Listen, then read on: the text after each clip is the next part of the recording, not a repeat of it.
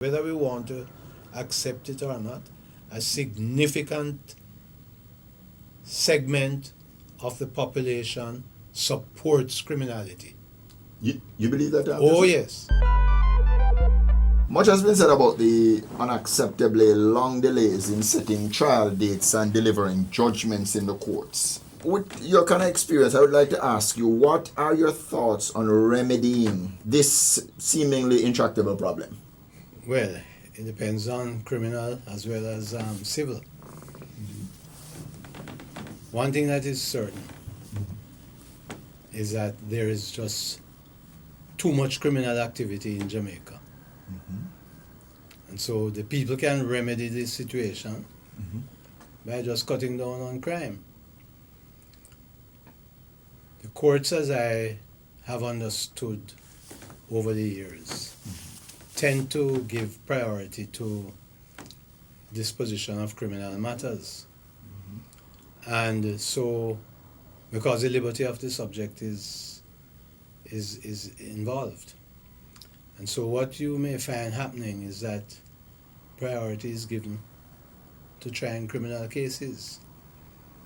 And over the years, in my view, plainly guilty persons have refused to plead guilty, and as a result, trials are engaged in, unnecessary trials, because the verdict in many cases is inevitably guilty. Of course, there's always a question of staff constraints. And for years, something which has only recently been remedied, for years there was a situation where there was clearly an insufficient number of judges in, for example, the Court of Appeal. The authorities just ignored that fact. This is only in recent years that we've seen an increase in the number of judges of appeal, and my understanding is that cases in the Court of Appeal are being properly and speedily dispatched now. Retrospectively, how much are the police and prosecutors to blame for the failure to present credible cases to put criminals behind bars? I don't know the details of what is happening now, in the sense that I'm not seeing case files and that sort of thing. Okay. But historically speaking, one of the big problems that prosecutors would have is a failure, and the police, is a failure of citizens to come forward and give truthful statements.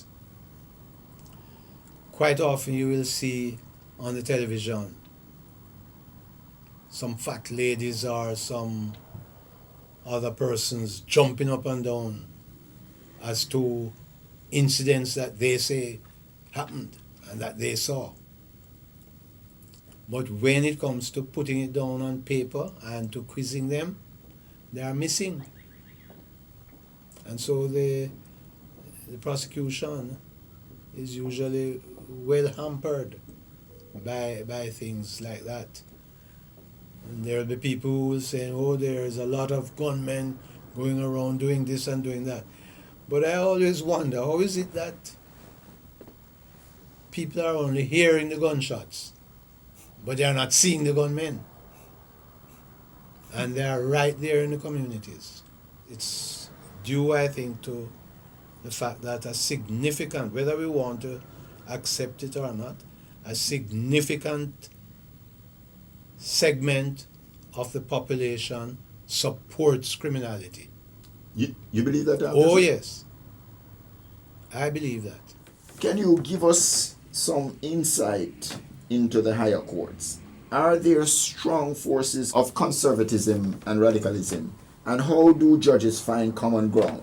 Are there spats sometimes behind the scenes? No, there aren't any any hardliners one way or the other. The judges are ordinary Jamaicans who have had the benefit of higher education and are committed to serving Jamaica with honesty and diligently. There will be, and there have been, strong discussions on issues, but it depends on what is being discussed. And there will be persons who may hold out on a particular point because they genuinely believe that that is the correct interpretation. But it's not that they are conservatives or liberals or Democrats or Republicans or what. Nothing like that. In recent times, you criticized the Jamaica Bar Association for their docility over the Caribbean Court of Justice issue, as well as the involvement of lawyers in politics. Are you taking a jab probably at the president of Jambar, Mr. Williams? No, definitely not. Definitely not. I wasn't criticizing anybody. I was making a statement of fact.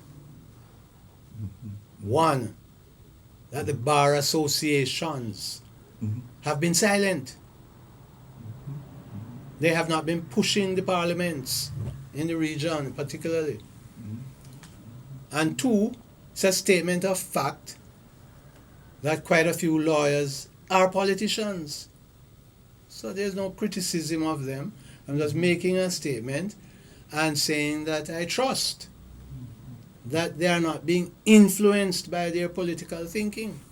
The Justice Minister, Delroy Chuck, I think he has done it more than once, back to Jamaican court of last resort. Something, of course, that former Prime Minister Bruce Golding floated over a decade ago.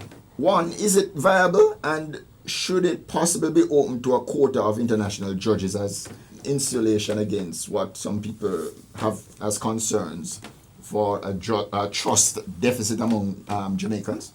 Well, if you look back in the history of discussions on the final court,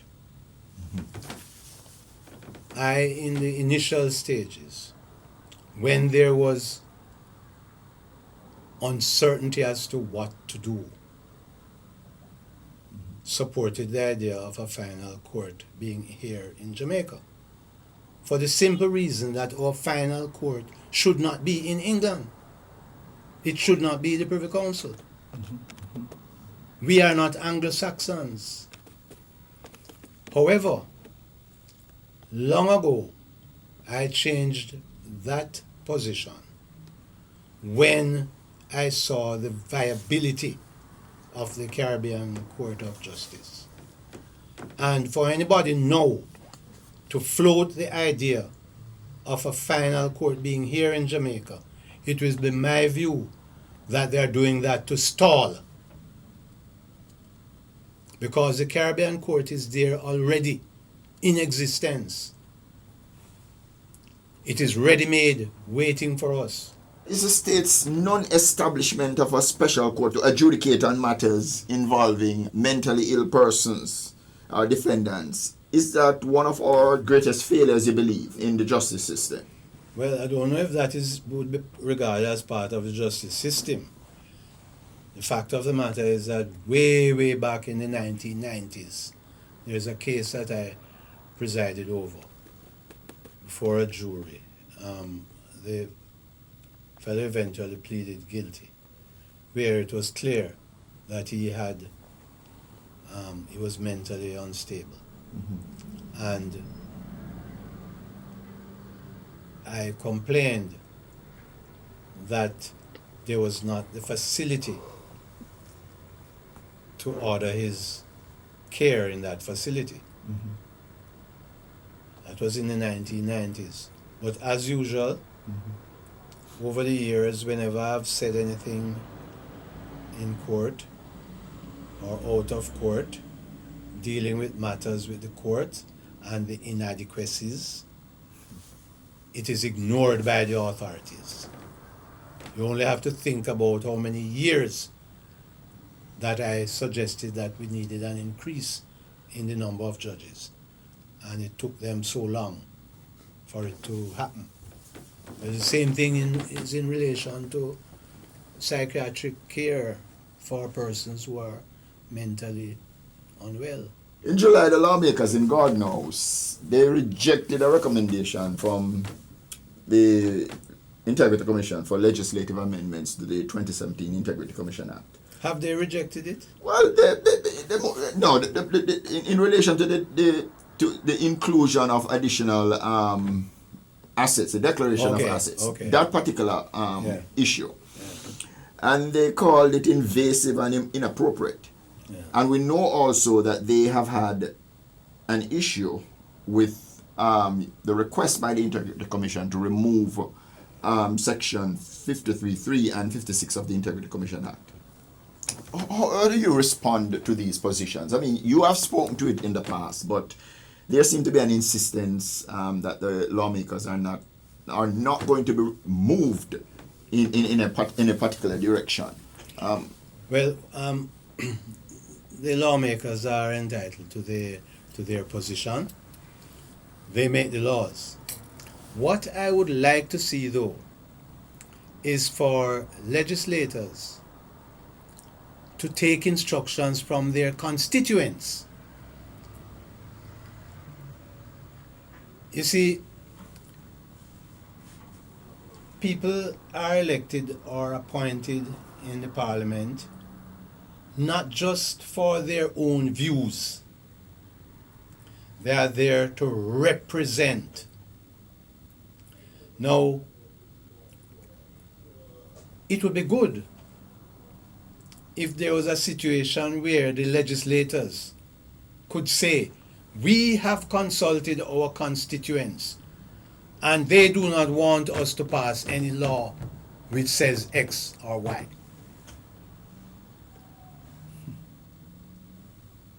But whatever they decide, it's fine with me, personally, whatever they decide. The Integrity Commission will make representations as it considers fit.